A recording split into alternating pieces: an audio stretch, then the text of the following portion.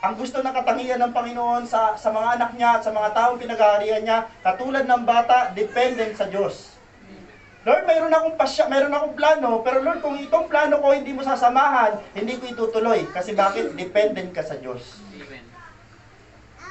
Minsan, nakakalungkot na senaryo, dahil may edad na tayo, mayroon na tayong sariling knowledge, may sarili na tayong wisdom, may mga lakad tayong ayaw natin isama si Lord. Mali.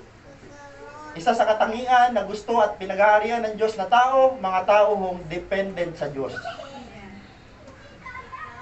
Pastor, parang ang pangit tingnan nun. Ang laki ko na tapos dependent pa rin ako sa Diyos. Yun ho, ang gusto ng Panginoon. Hindi ho natin dapat kontrahin yun.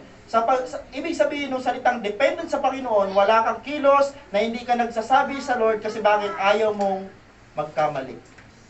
Mapanganib ang mundong ito. Sa mundong ito, mapanganib. Kung hindi ka magpapasama sa Diyos, kapatid, nakakatakot ba ikaw ay maligaw, mapahamak, at ang nakakatakot na pinakalas na senaryo na pwede mo maranasan, mamatay.